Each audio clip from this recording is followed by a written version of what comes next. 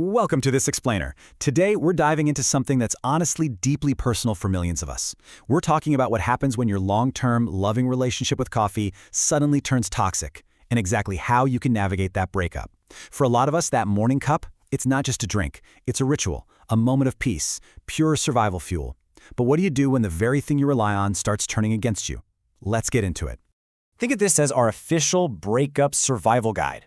We're going to cover the coffee breakup, why caffeine turns toxic, quitting without the crash, finding your new match, the yerba mate warning, and finally, building a healthier ritual. Okay, Section 1, the coffee breakup. Let's look at why your beloved morning cup suddenly feels like a total enemy to your nervous system. Why does one cup make me anxious now?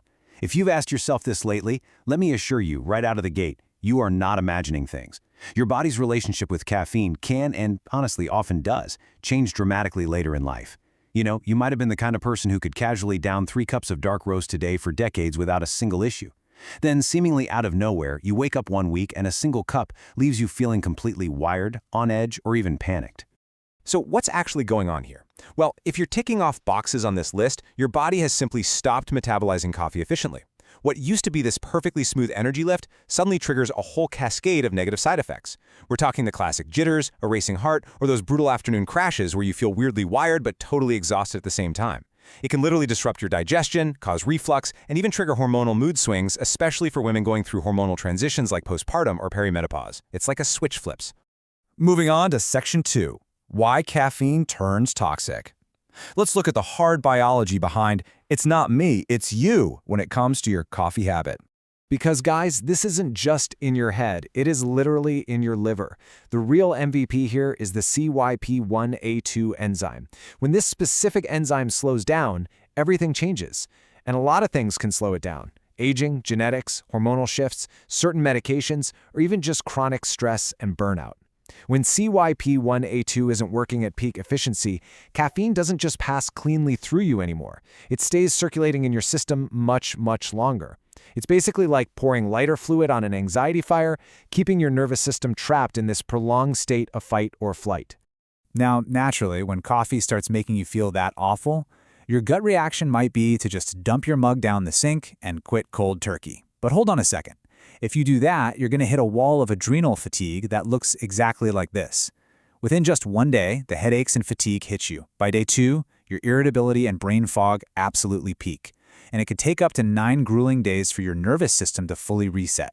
That is a rough week and a half, which is exactly why we need a smarter strategy for this breakup.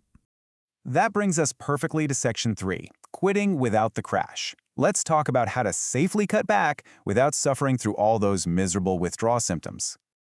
I want you to keep this number in your head, 400. That's 400 milligrams, the FDA's maximum recommended daily limit for caffeine for a healthy adult.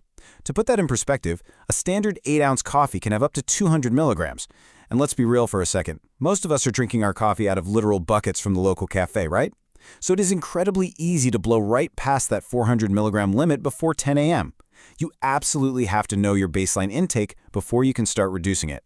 So here is your action plan for a relatively painless separation. Step 1, you've got to go slowly. Dial it down over 4 to 6 weeks. If you usually drink 3 cups, drop down to 2.5 for a bit, then 2. Step 2, aggressively hydrate. Drinking plenty of water is going to help flush your system and ward off those nasty vascular headaches. And step 3, which is honestly the most important, replace the ritual. Don't just sit there staring at an empty mug feeling completely deprived. You need to find a new go-to beverage to trick your brain into keeping that comforting morning habit intact. Which leads us to Section 4, finding your new match. Now for the fun part. Let's play matchmaker and check out some fantastic, health-boosting alternatives to traditional coffee.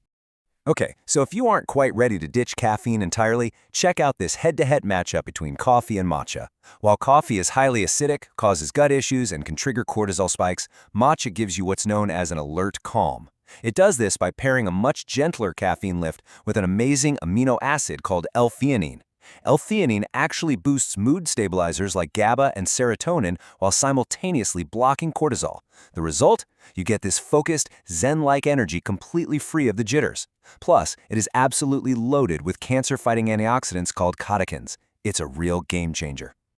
But hey, what if you want to go totally caffeine-free? Let's map out your absolute best options here. If you're missing that rich, roasted, woody flavor of coffee, chicory root is incredible. Plus, it gives you this great prebiotic fiber for your gut. If you need some liver support to help clear out toxins, dandelion root brews up nice and robust and earthy. Mesquite is another awesome choice. It naturally regulates blood sugar and has this really nice, sweet, nutty flavor. And then there's rooibos, a naturally caffeine-free South African infusion that's slightly sweet and packed with unique antioxidants for heart health. Now, before we get carried away, let's look at Section 5, the yerba mate warning, because before you swipe right on just any trendy alternative, we need to talk about a few red flags. So yerba mate has totally exploded in popularity lately, often marketed as this cleaner, better energy source. And look, it definitely does give a strong energy boost by blocking fatigue receptors in the brain.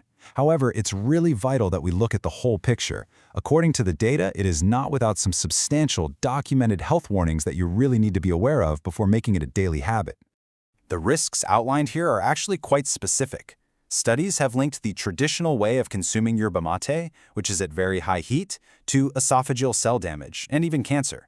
On top of that, the traditional wood-fired drying process can expose the leaves to PAHs. Those are the exact same harmful carcinogens you'd find in charred meat.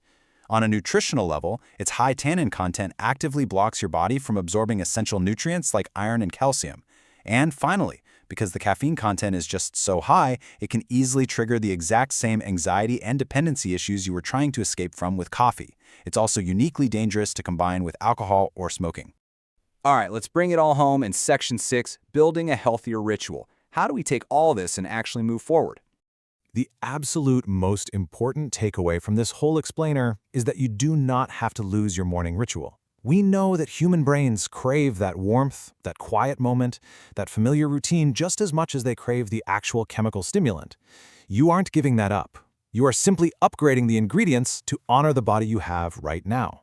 Whether that means transitioning to the calm, steady focus of matcha or embracing the earthy warmth of dandelion root, you get to keep the magic of your morning entirely intact. I want to leave you with this incredibly powerful thought directly from our sources. Caffeine intolerance isn't a failure, it's feedback. Think about that for a second. What if your body's sudden rejection of coffee isn't some sort of punishment, but actually the perfect invitation to discover a healthier, more balanced way to fuel your life? So, next time you reach for that morning mug, ask yourself, are you drinking it because it actually serves you, or just because you always have? Thanks so much for joining me on this explainer, and hey, here's to finding the perfect new match for your morning.